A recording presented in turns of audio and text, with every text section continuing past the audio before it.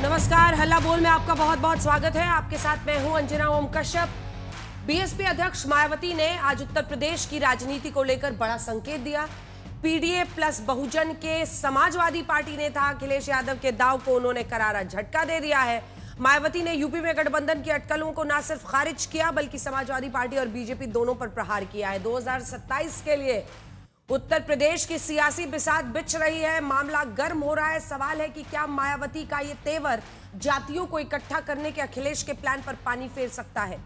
देखिए, अब चुनाव करीब आता चला जा रहा है, ज्यादा वक्त बचा नहीं है। सभी पार्टियां अपनी ताकत झोंक रही हैं और सब पूछ रहे थे कि भाई मायावती कहां है। बीएसपी को लेकर हमेशा ये प्रश्न और विपक्ष आरोप लगाता है कि वो किसी ना किसी तरीके से बीजेपी की मदद कर रही है और वो खुलकर सामने आकर कहती हैं कि उनका वोट उनके साथ है। उन्होंने कहा, हाथी की मस्त चाल चलते रहो, हम गठबंधन में नहीं लड़ेंगे। क्या पीडीए के नाम पर मायावती के भी पारंपरिक वोट बैंक पर अखिलेश की नजर को मायावती भाप गई और इसी वजह से उन्होंने प्रेस कॉन्फ्रेंस करके सब कुछ साफ किया और कहा, हम तो अकेले ही लड़ रहे हैं। पीडीए के नाम पर दलितों के वोट की सेंधमारी मायावती रोक सकेंगी क्या मायावती तोड़ेंगी अखिलेश के पीडीए का मजबूत जोड़? यही है आज हल्ला बोल का विषय। पहले ये रिपोर्ट देखिए।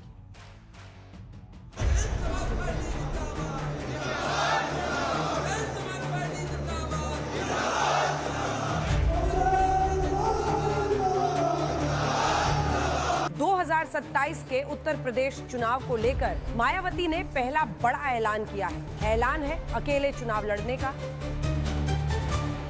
आर्टिफिशियल इंटेलिजेंस अर्थात एआई को सफलता की कुंजी बताने की स्वार्थी चर्चाओं के बीच बीएसपी के बारे में ये चर्चा है कि उत्तर प्रदेश में पार्टी विधानसभा का होने वाला अगला चुनाव गठबंधन में लड़ेगी, जो विशुद्ध रूप से लोगों को गुमराह करने की नीयत वाला ये फेक न्यूज़ है। अर्थात ये बिल्कुल गलत, झूठ, हवाई में मनगढ़ंत खबर है। मायावती का ये बयान ऐसे समय में आया है जब अखिलेश यादव एक और पीडीए के बहाने दलित, पिछड़ा, अल्पसंख्यक की जातियां गिना रहे हैं, तो दूसरी ओर उनके मंच से बहुजन समाज और समाजवादी पार्टी के संबंधों की बात हुई थी। बहुजन समाज और समाजवादी पार्टी का बहुत पुराना गहरा रिश्ता रहा है। हमारी पार्टी की कोशिश होगी कि बहुजन समाज, पीडीए समाज और जो पीड़ित है, दुखी है, जो अपमानित हो रहा है, उन सबको साथ ला करके इस भारतीय जनता पार्टी को हटाएं।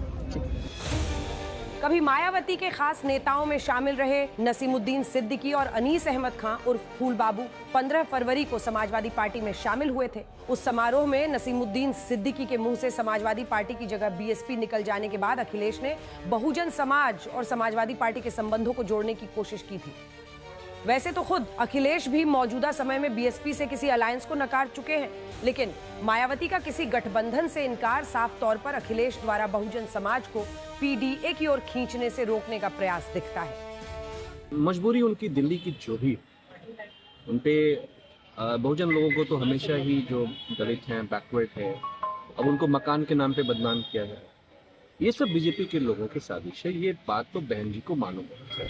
बहन जी ने स्पष्ट कर दिया कि बहुजन समाज पार्टी अकेले चुनाव लड़ेगी, तो फिर अखिलेश यादव जी के इस बयान की क्रेडिबिलिटी कैसे बचेगी?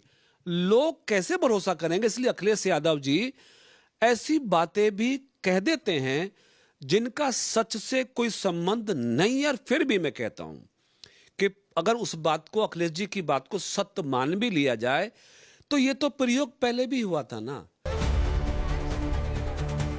2019 के लोकसभा चुनाव में मायावती और अखिलेश गठबंधन में थे, लेकिन बुआ भतीजे के नाम से चर्चित हुई ये जोड़ी उस चुनाव में गठबंधन के खराब नतीजों के बाद बिखर गई। 2022 के यूपी चुनाव के बाद अखिलेश ने अपने मुस्लिम यादव समीकरण को विस्तार देते हुए उसे पीडीए यानी पिछड़ा, दलित, अल्पसंख्यक कहा। ये जहां बीजेपी की हिंदुत्व एकता के दांव को चुनौती थी, तो मायावती के दलित वोट बैंक पर सीधा प्रहार था। 2024 के लोकसभा चुनाव में अखिलेश यादव को पीडीए के दांव का फायदा हुआ, लेकिन अब मायावती एक बार फिर सक्रिय होती दिख रही है। ये अखिलेश को चुनौती दे सकता है। घर अलॉट हुए हैं तो बहुत से सवाल उठ रहे हैं। और जिस तरह की भूमिका 2022 के विधानसभा चुनाव में बसपा की रही थी, कहीं न कहीं भारतीय जनता पार्टी को पीछे से सपोर्ट करने की, कहीं न कहीं वही भूमिका फिर से 2027 में बसपा की नजर आती है। इसलिए समाजवादी पार्टी को बसपा के किससे गठबंधन करना है, किससे नहीं करना है, अकेले चुनाव लड़ना है, इन सब सवालों पे समाजवादी पार्टी को कोई टिप्पणी नहीं है। मायावती ने जहां गठबंधन की अटकलों पर विराम लगाकर बहुजन समाज और पीडीए की नजदीकियों को खारिज किया है, तो वहीं दिल्ली में टाइप 8 बंगला अलॉट होने को खुद की सुरक्षा के साथ जोड़ा है और 1995 के स्टेट गेस्ट हाउस कांड की भी याद दिलाई है। जाहिर है कि मायावती ने भी अपने पत्ते चलने शुरू कर दिए हैं। आज तक ब्यूरो क्या बोला। आइए चर्चा की शुरुआत करते हैं। अजय आलोक प्रवक्ता बीजेपी की, कुछ देर में मुझे बताया जा रहा है जुड़ेंगे। अनुराग भदौरिया प्रवक्ता समाजवादी पार्टी के, एमएच खान राजनीतिक विश्लेषक के तौर पर जुड़े हैं, अनिल दुबे प्रवक्ता आरएलडी के जुड़ गए। अनुराग भदौरिया जी, आप ही के साथ शुरुआत करते हैं, क्योंकि मायावती को आज सामने आकर बोलना पड़ा। यह सच है कि अखिलेश यादव ने बहुजन समाज बोला था, लेकिन मायावती जी ने आकर कहा कि भाई देखो, लोग फैला रहे हैं कि हम गठबंधन में लड़ने वाले हैं, हम गठबंधन में नहीं जाने वाले हैं, हाथी की मस्त चाल चलेगी बीएसपी। अनुराग जी भ्रम फैला रहे थे। देखिए नहीं, देखिए सवाल ये है कि आज से नहीं, समाजवादी पार्टी के राष्ट्रीय अध्यक्ष जी लगातार पीडीए की बात कर रहे हैं। उन्होंने कहा कि बहुजन समाज समाजवादी पार्टी के साथ है, क्योंकि बहुजन समाज के सामाजिक न्याय की लड़ाई समाजवादी पार्टी लड़ रहा है।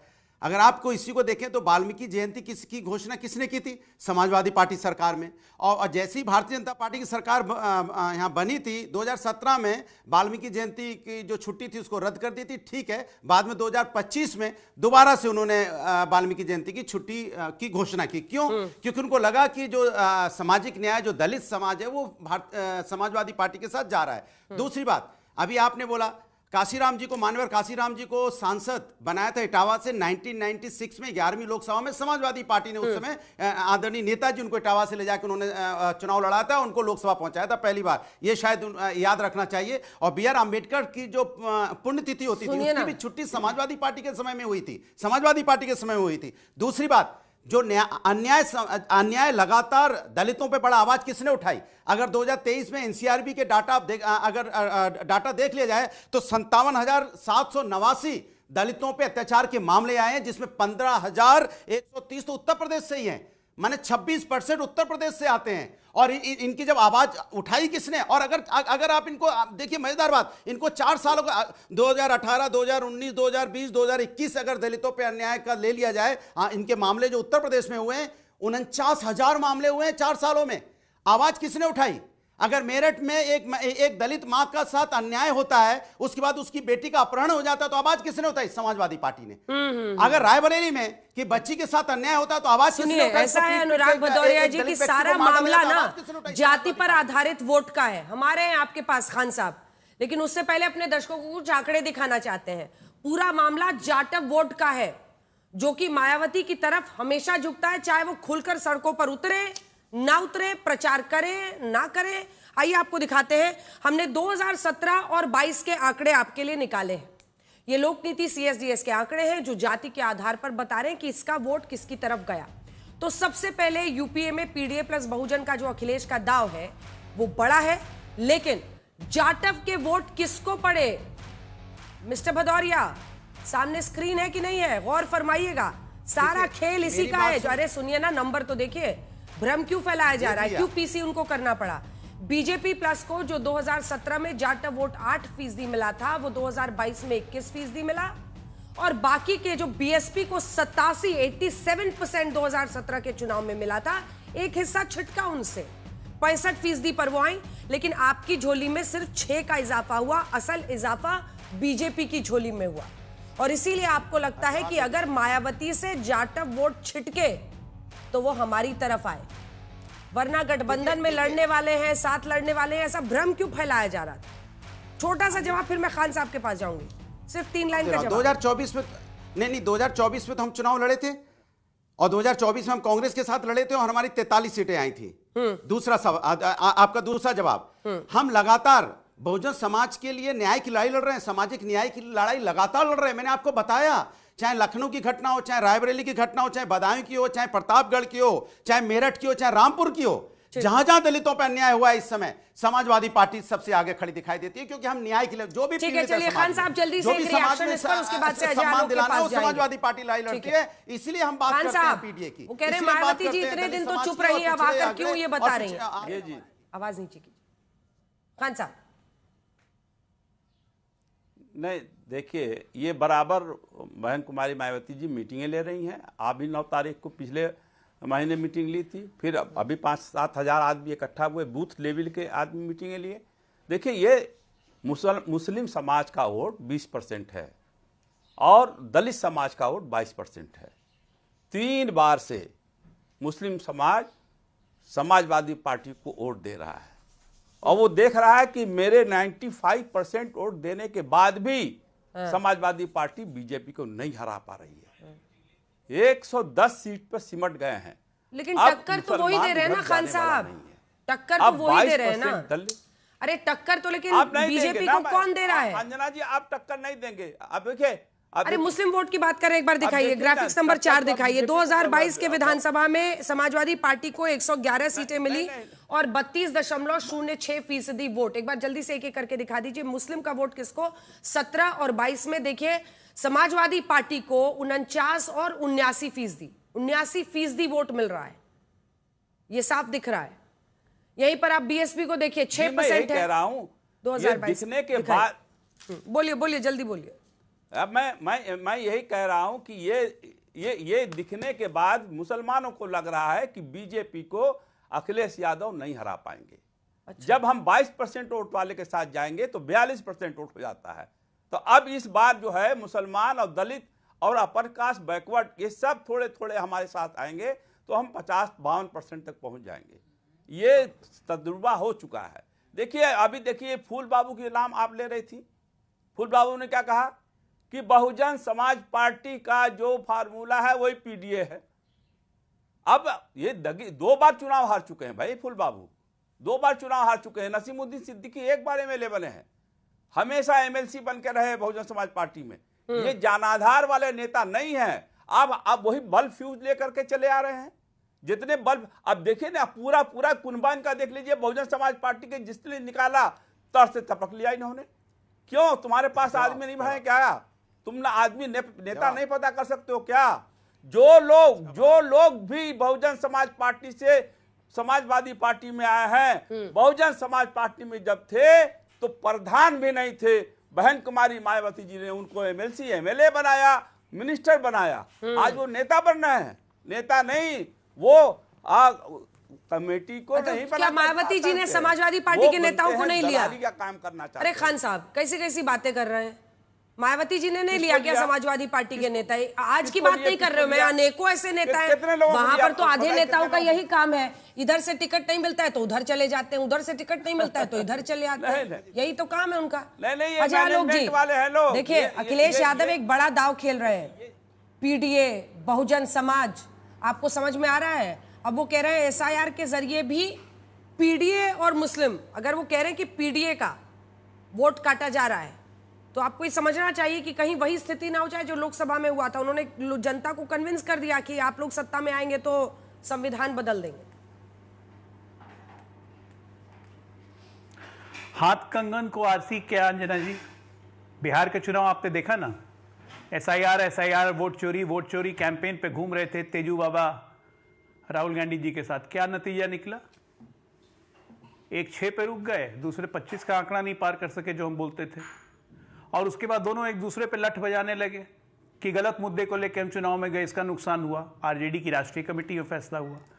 तो ये आरजी इफेक्ट जिस पे भी होगा ना वो बर्बादी होगा। तो अभी नए इस क्रम में अखिलेश बाबू हैं, वो पीडीए बोलते हैं, पीडीए में बोलते हैं पिछड़ा, दलित, आधी आबादी, अगड़ा, अल्पसंख्यक, तो सब हो ही गया। तो फिर इसमें मुसलमान और यादव करने की क्या जरूरत है? कोर यही है, मुसलमान और यादव। अब मुसलमान छिटक गया ना तो इनको तो 10 सीट नहीं आएगी। सारी लड़ाई फिर से मुस्लिम वोट की है, सारी लड़ाई फिर से इन लोगों की मुस्लिम वोट की है। हमारी लड़ाई नहीं है। हम 80-20 में हैं, लड़ाई 80-20 की है, हम वैसे ही रहेंगे। 2027 में यकीन मानिए रिकॉर्ड फिर से टूटेगा और तीसरी बार ही बाबा फिर से मुख्यमंत्री बन के इनकी छाती पे मूंग दलेंगे ऐसे ऐसे करके। अरे इनका ट्रैक रिकॉर्ड क्या है भाई? क्यों उत्तर प्रदेश की जनता इनको चुनेगी? 10 साल में यूपी कहां से कहां बदल गया। $1 ट्रिलियन की इकोनॉमी होने जा रही है, एक्सप्रेसवे का जाल लग गया, मेट्रो पर मेट्रो सड़ते जा रहे हैं, नए नए एयरपोर्ट्स आ रहे हैं, इतना डेवलपमेंट हो रहा है। यूपी में 24 घंटे बिजली मिल रही है, हर गांव में बिजली चली गई है। लॉ एंड ऑर्डर इतना है कि 10 से 11 बजे रात में, 12 बजे रात में महिलाएं निकल रही हैं। सपाई गुंडों का आतंक खत्म हो गया है। मार मार के यूपी पुलिस ने इन लोगों को ठंडा कर दिया है, जिससे जनता बहुत खुश है। तो किस बात पे इनको जनता चुनेगी? ये जातीय अरिथमेटिक बनाते हैं, जातीय अरिथमेटिक से इनकी केमिस्ट्री जनता से बिगड़ गई है। कांग्रेस पार्टी हो या घमंडिया का एक भी अलायंस किसी भी स्टेट में हो, इनकी केमिस्ट्री जनता से बिगड़ चुकी है। और जिसकी केमिस्ट्री जनता से बिगड़ अजय आलोक जी की बात का जवाब दीजिए अनुराग जी, उसके बाद दुबे जी के पास इन्होंने कहा उत्तर प्रदेश का लॉ एंड ऑर्डर बहुत अच्छा है। तो 2021 से 2022 में दलित महिलाओं के और दलितों पे अत्याचार में 16% की वृद्धि हुई है, और आप कह रहे हो कि बहुत अच्छा ट्रैक रिकॉर्ड, तो अच्छी बात है। फिर भी वो 22 में जीत गए, इसको मानते, फिर भी वो 22 में जीत गए, यानी आपसे ज्यादा उन पर भरोसा था ना। अरे ट्रस्ट फैक्टर पर चर्चा कीजिए ना अनुराग जी। देखिए हाथरस से लेकर लखीमपुर खीरी, सुनिए सवाल तो सुनिएगा ना, हाथरस से लेकर लखीमपुर खीरी दिन रात टीवी पर कवरेज होता रहा। मैंने न जाने अनगिनत डिबेट उस पे किए, हम लोगों ने रात में भी कवरेज की हाथरस की। आप बताइए कौन जीता, किस पर भरोसा हुआ? अच्छा देखिए, आपकी कवरेज से क्या फायदा हुआ मैं बता रहा हूं। आपकी कवरेज से फायदा यह हुआ कि एक साल तक तो जनता को ये गुमराह किए रहे, लेकिन 2024 में आपकी कवरेज का फायदा हुआ ना। जो कह रहे थे हाथ कंगन को आरसी क्या, पढ़े लिखे को फारसी क्या, ये 33 पे सिमट गए, हम 43 पे आ गए। आपने इनको दिखा दी फारसी। अच्छा, लोकसभा में आके उसका फायदा हुआ। आप भी महान ही है, मतलब क्या बोला जाए? देखिए ये लोग नहीं महान नहीं है कोई भी भाई। आप जानते हैं कि भारतीय जनता पार्टी झूठ फैलाने में, चूंकि आप जुमलेबाज पार्टी, आप अच्छी तरह जानती है ये किस तरह से लोगों को बहलाते हैं, जल्दी से इसका जवाब माहौल बनाते हैं। तो इनको दिखाने में समय लगा ना। कह रहे हैं कि उसका फायदा इनको 24 में हुआ। अंजना जी, मैं आपके दर्शकों को बस याद दिलाना चाहता हूं कि ये पीडीए की बात करने वाले, ये समाजवादी पार्टी जिसको मैं आजकल कांग्रेस की चटनी कहता हूं, ये चटनी वाले जितने नेता हैं, इन्होंने बाबा साहब को लैंड ग्रैबर कहा था इसी गाजियाबाद नोएडा में।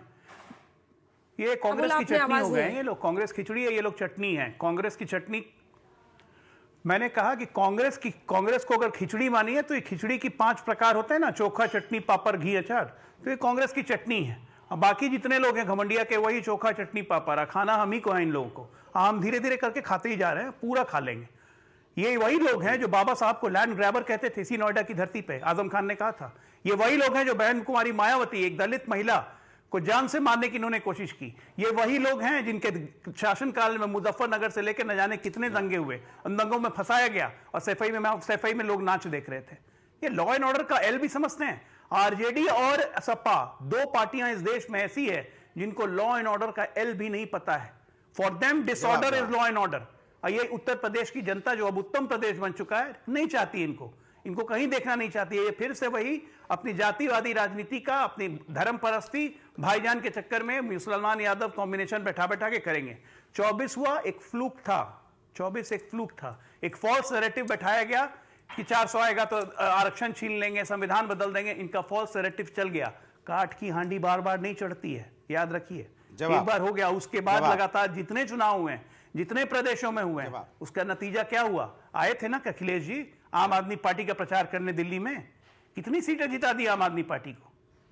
सच्चाई यह है कि इनके पैरों के नीचे जमीन खिसक चुकी है और उत्तर प्रदेश एक डिफरेंट ट्रैजेक्टरी में है।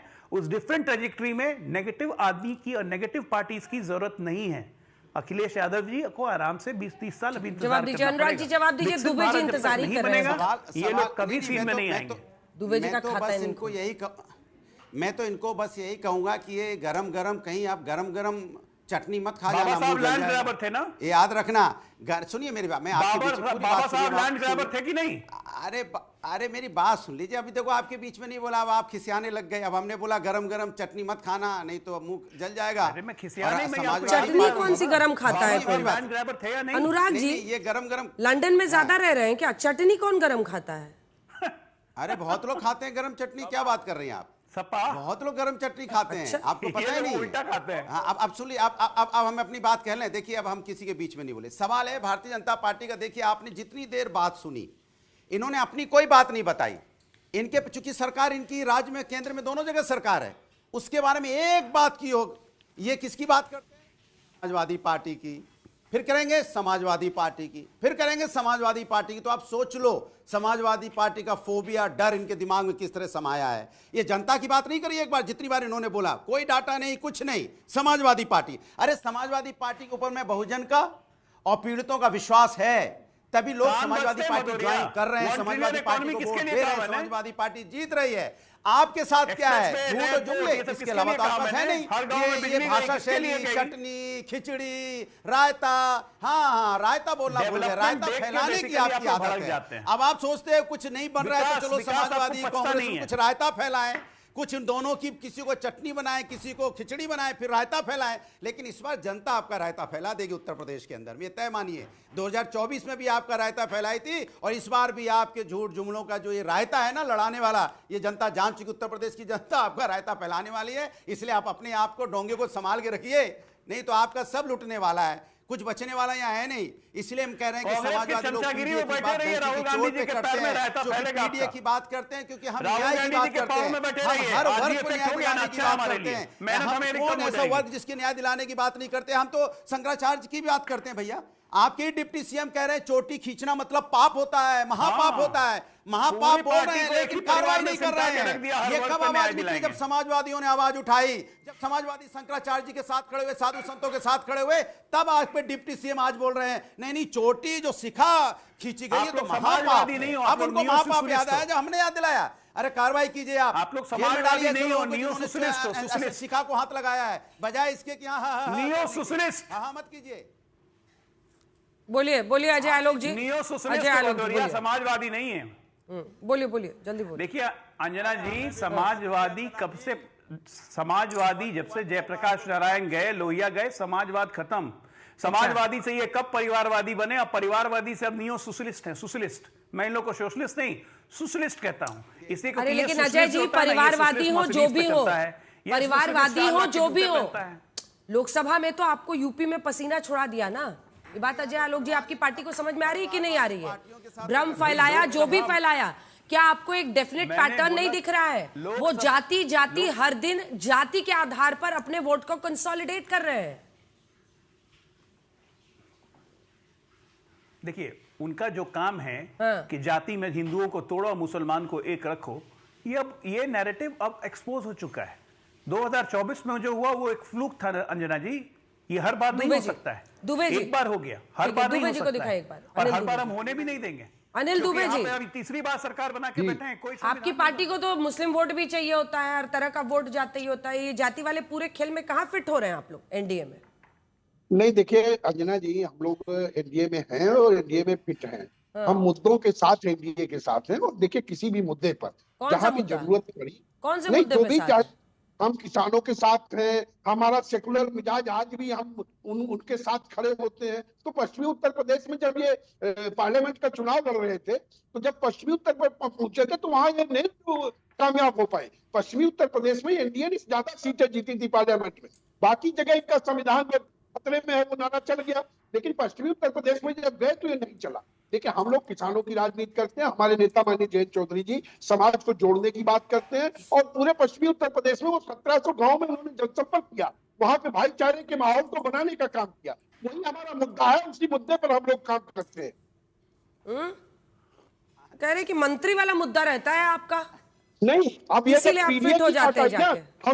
हमको उत्तर प्रदेश में अंजना जी एक मंत्री बनाने का मौका मिला और हमारी पार्टी ने, हमारे नेता माननीय जयंत चौधरी जी ने दलित को, पश्चिमी उत्तर प्रदेश से आते हैं अनिल कुमार जी, उनको बनाने का काम किया। और हमारे 10 विधायक हैं, 10 विधायकों में 2 विधानसभा के सदस्य मुस्लिम हैं। तो हम तो सब, हमारा यहाँ पे पीडीए पहले से ही है। राजकुमार सांगवान जी पार्लियामेंट में है, वो पीडीए, वो भी पीडीए है। चंदन चौहान जी हैं, वो भी पीडीए चाहते हैं। खान साहब देखिए, पिछले दिनों में मायावती जी को लेकर एक चर्चा लोगों में भी रहती है। हम लोग भी चुनाव लगातार कवर कर रहे हैं, हर विधानसभा चुनाव हो तो, लोकसभा चुनाव हो तो लोगों के बीच में जाते हैं। और कई लोगों को ये लगता है कि वो जमीन पर दिख ही नहीं रही जिस तरह से वो पहले चुनाव लड़ती थी। मतलब नीला समुद्र दिखता था जहां जहां पर वो पूरी ताकत के साथ पहुंचती थी, वैसा अब माहौल नहीं दिखता है। और सब यही आरोप लगाते हैं कि उन्होंने बीजेपी के साथ कॉम्प्रोमाइज कर लिया है। नहीं, अभी मान्यवर काशीराम जी की रैली में आपको नीला झंडा नहीं दिखा? उतना जन सैलाब नहीं दिखा आपको? मान्यवर काशीराम के, आप कहाँ से बात कर रही हैं अंजना जी? आप तो बहुत यूपी में बहुत आती हैं और आपने देखा है।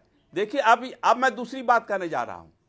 इनका समाजवादी पार्टी का और कांग्रेस का गठबंधन है।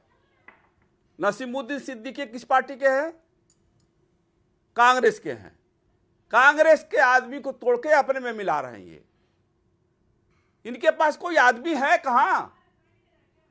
इनके पास कोई नहीं है। कभी बहुजन समाज पार्टी के आदमी को तोड़ेंगे, कभी कांग्रेस को जिससे तालमेल है उसी के आदमी को तोड़ेंगे। तो अब देखिए गठबंधन का क्या मतलब है? आपके नेता इनके साथ गठबंधन किया था जयंत चौधरी ने। अरे तो टूटते का है आपके नेता? क्या कह रही मैडम?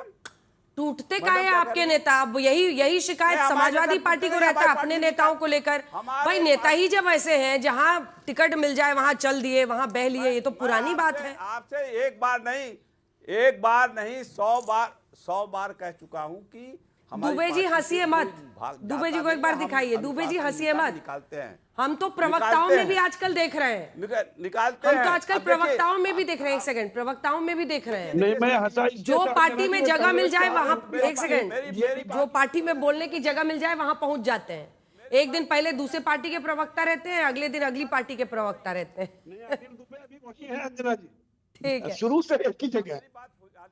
10 सेकंड 20 सेकंड लीजिए, 20 सेकंड लीजिए, बोलिए अंजना जी हमको। हम जी मैं ये कह रहा हूं कि समाजवादी पार्टी ने गठबंधन पहले किससे किया था?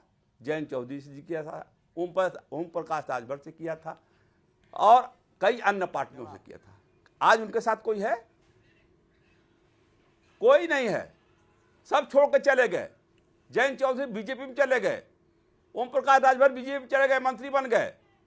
ये जो मैं फिर कह रहा हूं कि समाजवादी पार्टी का बेस वोट 8% है और 8% में भी 4% चला जाता है बीजेपी में।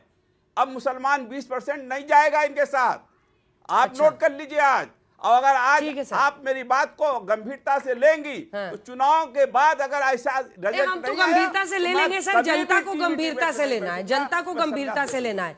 लेकिन ये जो पूरा आज प्रेस नोट उन्होंने जारी किया अनुराग भदौरिया, मैं मुस्लिम समाज में आता हूँ। मुस्लिम समाज में मेरे मैं कई मस्जिदों में अध्यक्ष हूँ, कई उसमें मदरसों का अध्यक्ष हूँ। मैं जानता हूँ मुसलमानों की क्या ये जो मायावती जी ने प्रेस नोट जारी किया है अनुराग भदौरिया जी, पता नहीं आपके पास है या नहीं है। रुकिए सर प्लीज, एक साथ मत बोलिए।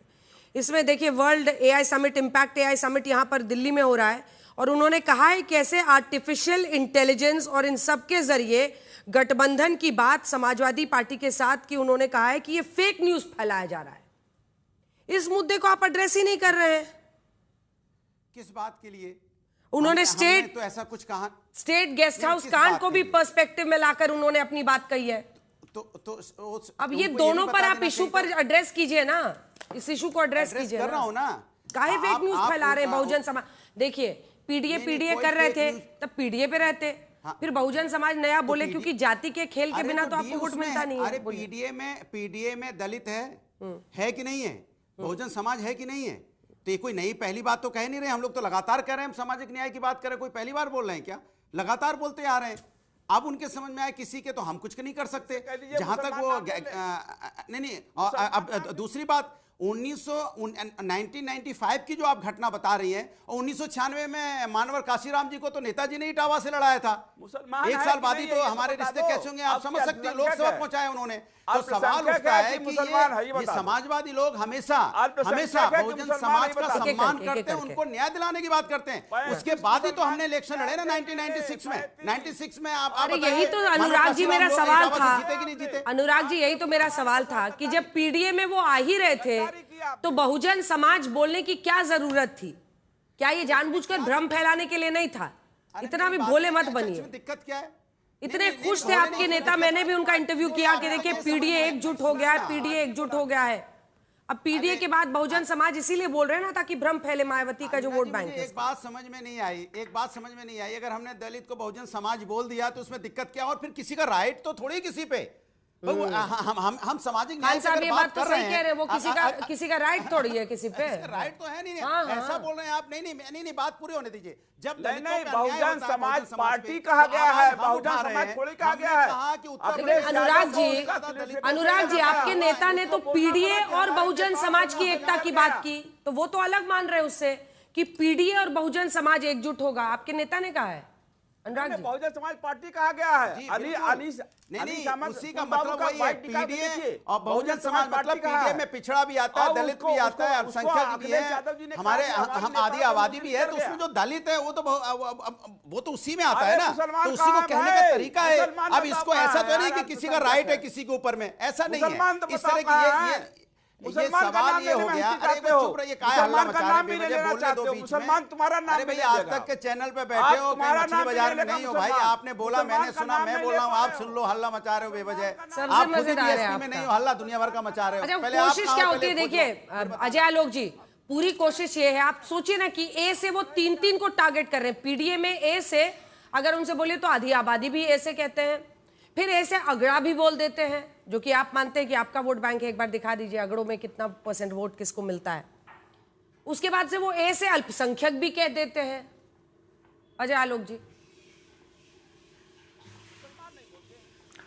देखिए अंजना जी, ये दोनों जो अभी नूरा कुश्ती कर रहे हैं, बेसिकली दोनों छिपकिली हैं और दोनों एक दूसरे का रंग अपना रंग दूसरे पे देते हैं, दूसरे का रंग अपने पे लेते हैं। 25 साल उत्तर प्रदेश के कुशासन के ये जिम्मेदार हैं, चाहे वो बहुजन समाज पार्टी हो चाहे समाजवादी पार्टी हो। 25 साल उत्तर प्रदेश को डुबा दिया इन लोगों ने, भ्रष्टाचार की परम सीमा पार की, लॉ एंड ऑर्डर जीरो कर दिया, डेवलपमेंट से यूपी कोसों दूर था। चाहे एग्रीकल्चरल ग्रोथ रेट हो, इंडस्ट्रियल ग्रोथ रेट हो, कोई भी चीज हो, बिजली हो, पानी हो, सड़क हो, कोई चीज की सुविधा नहीं थी। क्या उत्तर प्रदेश की जनता ये नहीं देख रही है? यही दोनों थे ना जब नारा गूंजा था। इन लोगों ने प्रभु श्री राम का अपमान किया था कि मिले मुलायम काशी राम, हवा में उड़ गए जय श्री राम। कौन हवा में उड़ा? पिछले 10 वर्षों से तो ये हवाई में उड़े हुए हैं और यहां बैठ के अभी नूरा कुश्ती अगले साल के चुनाव के लिए। हम फिर कह रहे हैं, उत्तर प्रदेश की जनता मन बना चुकी है, इन लोगों को घुसने भी नहीं देगी। चाहे वो बहुजन समाज पार्टी हो चाहे वो समाजवादी पार्टी हो, दोनों एक ही चोला ओढ़ के रहते हैं और कोई नहीं, खाली सिर्फ जात की बात, पात की बात और कुछ नहीं। सिर्फ जात की बात और कुछ नहीं करना है। जात और मुसलमान, भाईजान जात, भाईजान जात। अरे उत्तर प्रदेश की बात करो, उत्तर प्रदेश के 14 करोड़ के मतदाताओं की बात करिए, 25 करोड़ आबादी की बात कीजिए। क्या आपने काम किया था उत्तर प्रदेश में? जितने दलितों की बात कर रहे हैं यहां बैठ के, सबसे ज्यादा दलितों को घर अगर मिला प्रधानमंत्री आवास योजना में तो हमारी सरकार में मिला प्रधानमंत्री आवास योजना। 1 करोड़ से ऊपर खान जी लगातार मत बोलिए, खान जी आवाज नहीं दीजिए, खान जी 2 लोग एक साथ मत बोलिए, रुकिए। अब बोलिए खान साहब, अब बोलिए, आप बोलिए ना, लगातार बोलते रहते हैं, आपका हाथ ऐसे से दिखता है। ये छिपकली कहेंगे? बिल्कुल दिखता है, हाथ दिखेगा, छिपकली मुझे कहेंगे मैं इंसान हूं? छिपकली कहेंगे ये तो साफ अरे आपको नहीं कह रहा, पार्टी को कह रहा हूं भाई। कोई इंसान छिपकली हो सकता है? बात कह लूं अंजना जी, अरे आपकी पार्टी को कह रहा हूं जो रंग बदलते रहती है। पढ़े लिखे लोगों से मैं अपनी बात कह लूं। रंग बदलते रहते हैं आप लोग, दोनों एक दूसरे का रंग चढ़ाते रहते हैं। आपको भी, बहुजन समाज पार्टी को भी मुसलमानों का वोट चाहिए 20%। सबसे लगातार यही कह रहे हैं। पहले तो 20% मुसलमान, 20% मुसलमान। पहले तो देखिए, उत्तर प्रदेश में कोई और सुनिए ना अजय आलोक जी, पहले तो छिपकली रंग नहीं बदलती है, गिरगिट रंग बदलता है। दूसरा, पार्टी को लेकर जब आप मुहावरे के तौर पर बोले तो उसको अलग से स्पष्ट कर दे, क्योंकि मुझे तो इस बात का भी डर है कि कहीं इन जानवरों को बुरा ना लग जाए जिस तरह का आप लोग कंपैरिजंस कर रहे हैं। एक बार जल्दी से, एक बार अनुराग भदौरिया जी ये दिखाइए जल्दी से। 2019 में जब, अरे सवाल नहीं सुनते हैं, बोलने लग जाते। 2019 में जब मायावती अखिलेश एक साथ लड़ी थी तो समाजवादी पार्टी 37 सीटों पर लड़ी और बीएसपी 38 पर, लेकिन फायदा उनको रहा था, है ना। 19.4% वोट के साथ 10 सीटें उनको मिली और आपको 5 सीटें। इसका अरिथमेटिक आप समझ रहे हैं? हाँ समझ रहा हूं। उसके बाद 2024 में हम लड़े, हम कांग्रेस के साथ मिलकर 43 सीटों पे आ गए। अब आप समझ गए होंगे, ना ज्यादा आप समझिए ना किसी को समझने की जरूरत है, हम 43 सीटें जीते ना। दूसरी बात, अभी एक किसान के नेता बैठे हुए समझा रहे थे, इनसे पूछो कि किसानों के साथ जिस पार्टी ने अन्याय किया, जिसने किसानों के लिए काला कानून बनाया, जिसने किसानों के रास्ते में कील कांटी बिछाए, जिसने किसानों को क्या क्या नहीं बोला, खालिस्तानी पाकिस्तानी बोला, उसी पार्टी में जाके बैठ गए, उन्हीं की गोदी में, और ज्ञान दे रहे हैं किसानों को। अरे आप तो कम से कम मत बोलो यही समाजवादी पार्टी है जिन्होंने आपके राष्ट्रीय अध्यक्ष को अनुराग राज्यसभा जी, भेजा। हाँ ठीक है तो अनुराग इसलिए जी, वो जाके बीजेपी की गोद में बैठ गए तो आपकी गोद में कांग्रेस आई या आप उनकी गोद में गए? ये गठबंधन की गठबंधन होता है नहीं होता है, आप गठबंधन जब कभी इधर का घास खाने जाते हैं कभी उधर का, इसीलिए ना हो सकता है कहीं पर मामला फिट हो जाए। इसलिए कह रहा हूं, कभी मायावती जी के साथ मिल जाते हैं, किसानों का अपमान करने वालों के साथ चले गए। मैं ठीक है, दुबे जी जवाब दीजिए, दुबे जी जवाब दीजिए। उनके साथ बैठ गए। अंजना जी, अनुराग जी ने कहा वो कि सीधा कह रहे हैं मंत्री पद के लिए कि आपने किसान हितों से समझौता किया, जवाब दीजिए। अब मुझे थोड़ा समय दीजिएगा। इन्होंने कहा कि इन्होंने जयंत जी को राज्यसभा पहुंचाया। मैं कहता हूं हमारे नेता स्वर्गीय चौधरी चरण सिंह जी ने इनके संस्थापक को राजनीति में सब कुछ दिया था, तो उस विषय पे जाने की जरूरत नहीं है। किसानों की बात आप कर रहे हो, आपका किसानों से क्या लेना देना? जब स्वर्गीय चौधरी चरण सिंह जी को भारत रत्न दिया गया तो सबसे ज्यादा विरोध आपने किया, कांग्रेस के लोगों ने किया। आप लोगों ने पार्लियामेंट में जब वो धन्यवाद दिया जा रहा था तो उस पर बोलने नहीं दिया गया। 4 दशक तक कांग्रेस की सरकार रही और चौधरी साहब को भारत रत्न किसने दिया? तो अगर किसानों को सम्मान दिया तो किसने दिया? तो आप किसानों की बात आपके मुंह से शोभा नहीं देती है। आप जो कर रहे हो वही करते हो। आपने कभी किसानों के भले के लिए काम नहीं किया। किसानों की लड़ाई कभी आपने नहीं लड़ी। जब भी लड़ी तो स्वर्गीय चौधरी अजीत सिंह जी ने लड़ी और अब जयंत चौधरी जी लड़ रहे हैं।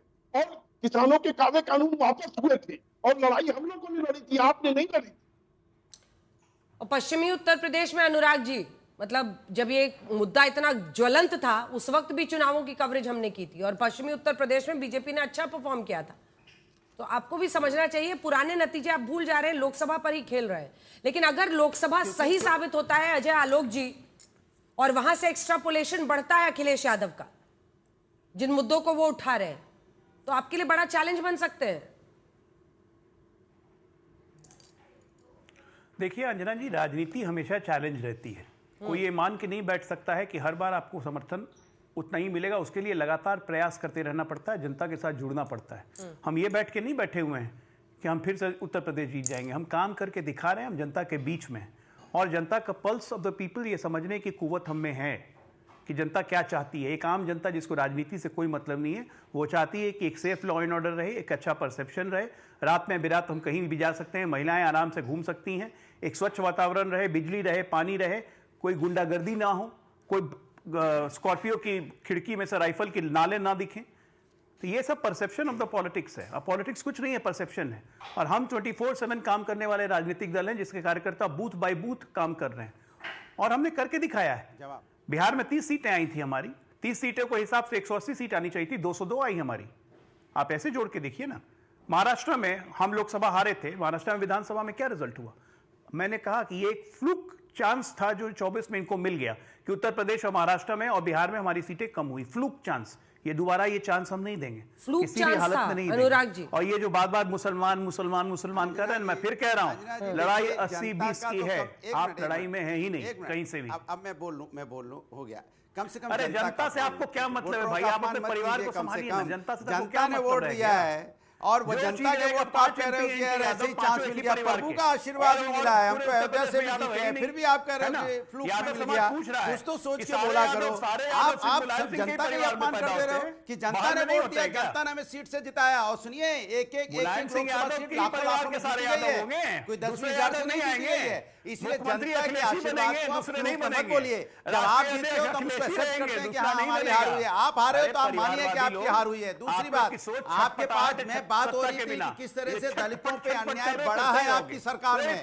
आपने तो वाल्मीकि जी की जयंती का भी छुट्टी काट दी थी, बाद में 2025 में आपने लागू किया, और हमने तो वाल्मीकि जयंती की छुट्टी काट दी और आप उसको भी खत्म करने में लगे थे। हमने तो अम्बेडकर जी के, सुनिए, जनता ने आपके पर काट दिए हैं समाजवादी पार्टी के। आप कब सम्मान करते हैं दलितों का, मुझे बता दीजिए। आपकी सरकार में दलितों की घटनाएं आपको नहीं पता होंगी। मेरठ में आपको घटना पता है क्या हुआ दलित के एक माँ के साथ? हमारी सरकार में तो दलितों का सिर्फ भलाई हुआ है। बेटी के साथ क्या हुआ आपको पता है? बधाई में क्या हुआ था? दलितों के साथ सिर्फ भलाई हुआ है। तक नहीं निकलने दे रहा हो। दलितों की आमदनी बढ़ी है, दलितों का सम्मान बढ़ा है। प्रतापगढ़ में दलित के साथ अन्याय हुआ, आपने दलितों का सम्मान बढ़ा है, दलितों की आमदनी बढ़ी है, दलितों को घर मिले हैं प्रधानमंत्री आवास योजना से। क्या बात कर रहे हैं भदौरिया जी? ये सब बोलने से कुछ होगा नहीं ना। अरे जो दिखता है जमीन पे वही बिकेगा। हमारा काम दिख रहा है, ज्यादा मामले हमारा काम दिख रहा है, आपका भी काम देखा लोगों ने। कैसे अरे हम तो जिले पैसा नहीं मिल रहा है ना? बता देंगे। लखीमपुर में 3 घटना घूस नहीं कमा पा रहे हो ना, इसलिए दर्द है। दलितों के ऊपर में, लेकिन आप बोलोगे नहीं कोई पैसा नहीं दे रहा है भैया ना। लगातार कितनी घटनाएं सत्ता में इसलिए आना है ना। आप कोई सोच पैसा नहीं दे रहा है मतलब? सत्ता में इसलिए आना है मतलब अजय आलोक, पैसा नहीं मिल रहा है। पैसा नहीं दे रहा है मतलब? अरे इनको सत्ता में इनको इसीलिए आना है। अरे सत्ता में इसीलिए आना है ताकि इनको सत्ता में लोग वैसा पैसा मिलना शुरू देता हो है। जाए। आजकल कोई पैसा अच्छा, वैसा दे नहीं रहा है, क्योंकि पैसे के सत्ता लिए आते हैं। वाह वाह वाह इनको वाह, पैसा नहीं, इनको पैसा ही चाहिए ना। ये लोग तो ट्रेडमार्क क्या बनाए हुए थे बात ना। कर रहे हो? सत्ता मतलब पैसा लेना, कमाने आए हो। सत्ता मतलब वसूली, सब वसूली बंद है। अच्छी योगी जी ने मानसिकता सब है, वसूली बढ़िया बंद है। करवा दी है। आपको छटपट बधाई, छटपट आपके इसीलिए साथ बची हुई खान है। साहब। और इन्हें मन पकड़िए अंजना जी। खान साहब, भैया सत्ता में तो बीएसपी भी बहुत दिन से बाहर है। कहते हैं गला सूख जाता है सबका। हाँ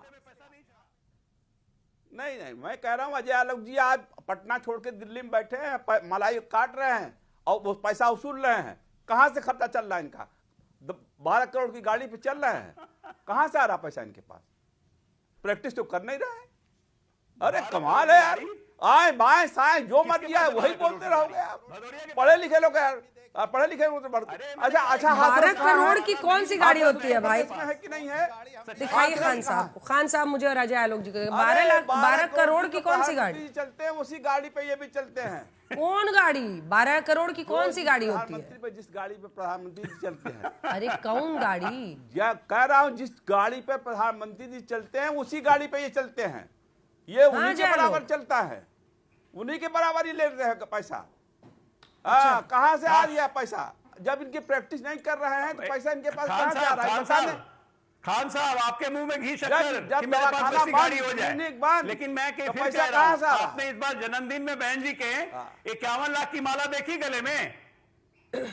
हर साल देखते थे ना हम लोग 51 लाख की माला पहनाता था। अरे तो कार्यकर्ताओं ने दिया इस बार भैया, जन्मदिन में किसी ने 51 लाख की माला पहना ही नहीं दिए हैं। सत्ता इसीलिए ना नहीं चाहिए। दिए हैं, आप जैसे सेठ लोग नहीं दिए हैं। सत्ता वो इसीलिए हमारे चाहिए। कार्यकर्ताओं ने एक एक रुपया जोड़ चलिए, के। इससे पहले कि एक गंभीर बहस एक कॉमेडी सर्कस में बदले, आप सभी का बहुत बहुत धन्यवाद हमारे साथ जुड़ने के लिए। देखते रहिए आज तक देश का सर्वश्रेष्ठ न्यूज चैनल